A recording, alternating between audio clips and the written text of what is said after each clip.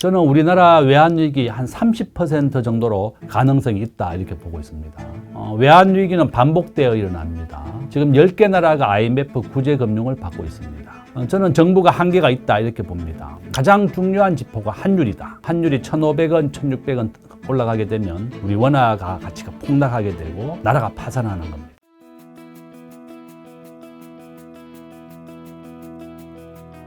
잘 아시다시피 올해 우리나라 물가 상승률 한 20.7% 정도 됩니다. 내가 현금이나 월급은 똑같이 받는데 물가가 오르면 내가 물건을 살 수 있는 가치가 떨어지는 겁니다. 그래서 우리 경제학에서는 시중에 돈이 많이 풀리면 물건 가격이 오릅니다. 이것을 인플레이션이라고 부릅니다. 제가 대학을 졸업하던 94년도에는 금 한 돈이 5만 원이었는데 현재 80만 원입니다. 그러니까 약 한 17배 정도 올랐습니다. 이것은 인플레이션이라고 부릅니다. 그러니까 우리 직장인들이 나의 월급은 안 오르는데 이렇게 물건 가격이 오르다 보니까 내가 이제 이렇게 떨어진다 이렇게 볼 수가 있고, 지금 이제 환율이 올 연말에 1,500원을 넘을 거고 내년에는 1,600원까지 갈 겁니다. 우리 대한민국의 원화 환율은 84% 확률로 계속 우상향입니다. 1970년 200원이었는데 IMF 때는 2,000원, 2008년도에는 1,600원, 오늘 현재는 1,500원 정도에 육박하고 있습니다. 아마 환율은 1,500원, 1,600원, 또 1,700원 계속 오르게 될 겁니다. 내가 똑같은 월급을 받거나 환전할 때 이렇게 큰 손해를 보게 되는 거죠. 바로 이렇게 환율이 오르게 되면서 국민들이 매우 불안해하고 있습니다. 저는 우리나라 외환위기 한 30% 정도로 가능성이 있다 이렇게 보고 있습니다. 외환위기는 반복되어 일어납니다. 지금 10개 나라가 IMF 구제금융을 받고 있습니다. 파키스탄, 스리랑카, 베네수엘라 다 국가가 파산했습니다. 국가가 파산하게 되면 97년도 제가 그 당시에 정권회사에 있었는데 우리나라 대기업이 절반이 무너졌고 은행의 절반이 무너졌습니다. 중소기업도 예외가 없습니다. 정부가 석유를 사와서 결제를 못하게 되면 나라가 파산하는 겁니다. 가장 중요한 지표가 환율이다. 환율이 1,500원, 1,600원 올라가게 되면 우리 원화가 가치가 폭락하게 되고 나라가 파산하는 겁니다. 그래서 지금 정부가 환율을 잡기 위해서 많은 노력을 하고 있습니다. 저는 정부가 한계가 있다 이렇게 봅니다. 첫 번째, 한국에는 외환보유고가 현재 4,200억 달러밖에 없습니다. 국가 GDP의 22%입니다. 대만은 1997년도에도 외환위기를 겪지 않았는데 GDP 대비 80%를 외환보유로 가지고 있습니다. 우리 원화는 전 세계에서 결제되는 비중이 0.1%입니다. 세계 한 40위 정도 된다 이렇게 보고 있습니다. 그러니까 결론은 우리가 GDP로는 세계 12의 강대국이고 수출액 기준 세계 5위인데 원화는 꼴찌의 수준이다 이렇게 볼 수가 있습니다. 또 하나의 근거가 미국이 한미통화스와프, 한일통화스와프 둘 다 해주지 않았습니다. 미국도 안 해줬고 일본은 겨우 100억 달러만 체결되어 있습니다. 우리가 미국에 2천억 달러, 200억 달러씩 10년간 투자를 하기로 결정이 되었는데 미국이 우리나라의 신용등급, 국가 신용등급 한 2단계만 떨어뜨리면 우리나라 외환위기 오는 겁니다. IMF는 순수한 국채만 가지고 국가 부채율이 60%를 넘어서게 되면 위험국가로 분류가 됩니다. 우리나라가 60%에 2029년도에 도달합니다. 그런데 더 중요한 것은 2025년 현재 기준으로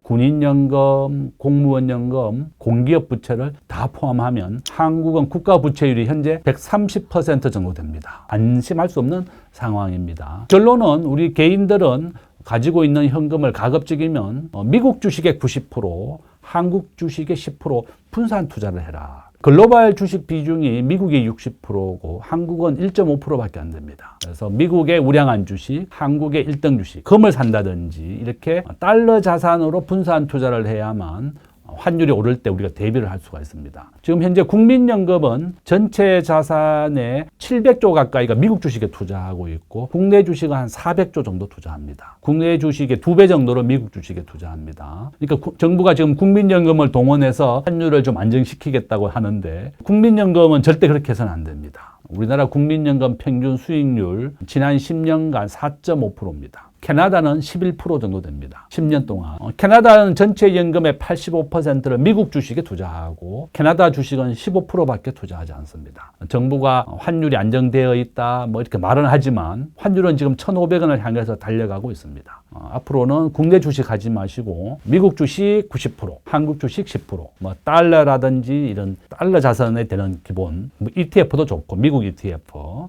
또 미국의 우량한 주식 이렇게 분산 투자를 해야만 환율 상승에 대비할 수 있다 이렇게 말씀을 드립니다.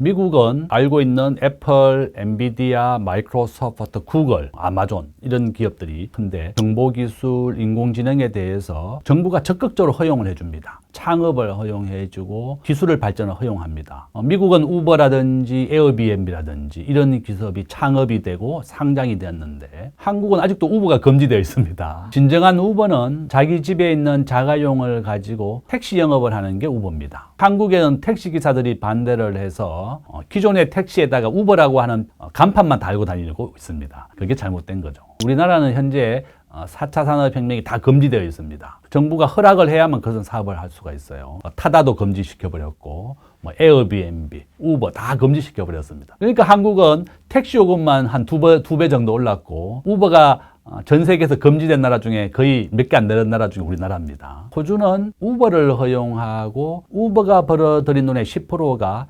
택시에 기부가 되면서 신산업, 구산업이 함께 성장하고 있습니다. 우리나라도 이렇게 해야 되는데 정부가 택시업자들이 반대하니까 다 금지시켰거든요. 바로 이런 것 때문에 우리나라가 후퇴하고 있는 겁니다. 외국인들이 한국에 오면 깜짝 놀라요. 전 세계 스마트폰을 가장 잘 만드는 나라가 이런 4차 산업혁명을 다 금지되어 있습니다. 대한민국이 성장하려면 이렇게 4차 산업혁명을 전격 허용해야 되겠고 정말 기업을 하기 좋은 나라를 만들어줘야 됩니다. 지금 현재 미국의 법인세는 21%고 한국은 26%입니다. 지금 현재 삼성전자는 2026년도에 미국 텍사스의 반도체 공장이 완공이 됩니다. 60조를 투자했습니다. 현대자동차 원래 30조를 투자했습니다. 국내 대기업이나 중소기업, 중견기업 전부 다 미국, 베트남, 인도로 공장을 옮기고 있습니다. 법인세가 전 세계에서 가장 높습니다. 노란봉투법 내년 3월부터 시행이 됩니다. 지금 현재 외국 기업들, 한국에 이제 투자되어 있는 기업들, 노란봉투법이 시행되면 미국으로 본국으로 돌아가겠다 얘기하고 있습니다. 우리나라 생산성 38개국 중에 34위, 세계 꼴찌입니다. 결론은 미국은 인공지능, 4차 산업혁명 이런 산업을 계속 성장하고 발전시키는 겁니다. 엔비디아 시가총액 6천조, 애플 5천조, 구글 5천조입니다. 현재 이와 같이 계속 발전하고 있다 이렇게 볼 수 있습니다.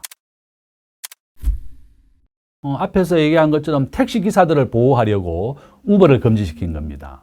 우리가 기존에 호텔 숙박하는 사람들 보호하려고 호텔을 자기 집에 있는 빈방을 외국인에게 빌려주는 게 에어비앤비인데 이것도 지방은 허용되어 있지만 서울에는 금지되어 있습니다. 미국은 자기 집 아파트 빈방이 있으면 빌려줄 수 있습니다. 아주 쉬운 방법인데 우리는 아주 철저하게 확인을 받고 있습니다. 이와 같이 미국은 모든 신산업이나 새로운 창업을 국민의 생명과 안전을 해치는 게 아니면 모두 허용하는 네거티브 정책을 쓰고 있고 우리나라는 파지티브. 정부가 허락을 하면 그 사업을 할 수 있는 겁니다. 그래서 정부한테 신청을 하면 너는 이 사업 해도 좋다 이렇게 하는 겁니다. 현재 우리나라 1조짜리 비상장 기업 23개가 있는데 한 절반 정도는 한국에서 사업을 하기 힘들다고 합니다. 워낙 규제가 많아서 그런 바로 우버를 금지시킨 것과 똑같은 것이다. 바로 이런 이유 때문에 미국은 성장하고 있고 한국은 계속 떨어지고 있다 이렇게 볼 수 있습니다. 우리가 이제 코로나 시절 2020년에 미국의 기준금리가 0%였고 한국은 0.5%였습니다.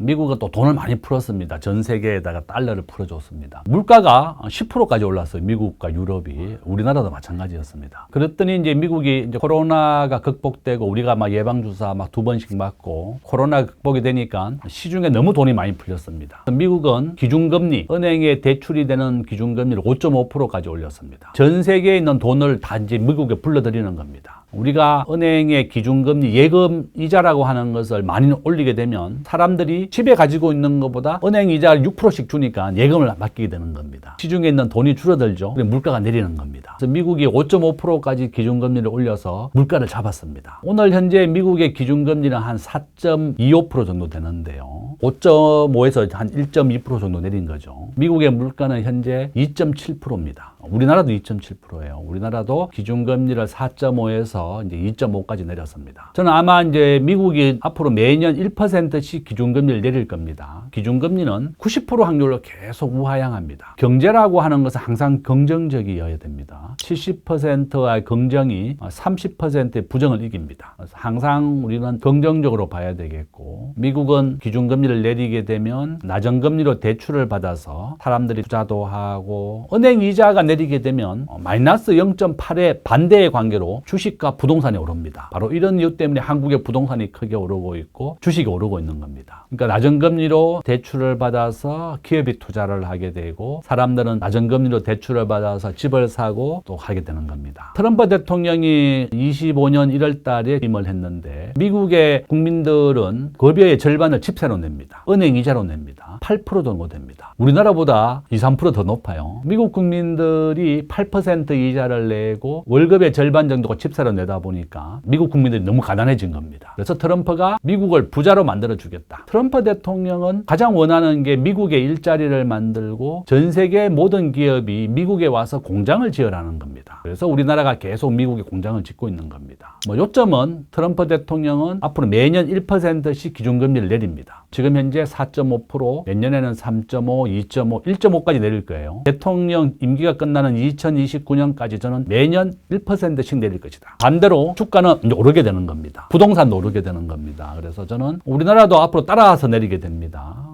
서울의 부동산, 집을 가진 사람이 50%밖에 안 돼요. 나머지 50%는 집이 없습니다. 바로 이런 이유 때문에 집을 팔면 안 됩니다. 지금은 집이 없는 사람은 사야 되겠고, 분양을 받으면 제일 좋습니다. 결론은 은행 이자가 내리면 주식은 반대로 오르고 부동산도 오른다, 이렇게 말씀을 드립니다. 저는 정부가 해야 될 일이 있고 또 우리 개인들이 해야 될 일이 있다, 이렇게 이제 말씀을 드립니다. 개인들은 앞으로 이제 월급 받으면 25%는 월급의 25% 미국 주식 사시면 됩니다. 저도 현대정권 가격 다닐 때는 내가 미국 주식을 살 수 없었는데, 지금은 우리가 미국 주식 스마트폰으로 살 수가 있습니다. 앞으로 월급 받으면 월급의 4분의 1은 미국 주식을 사라.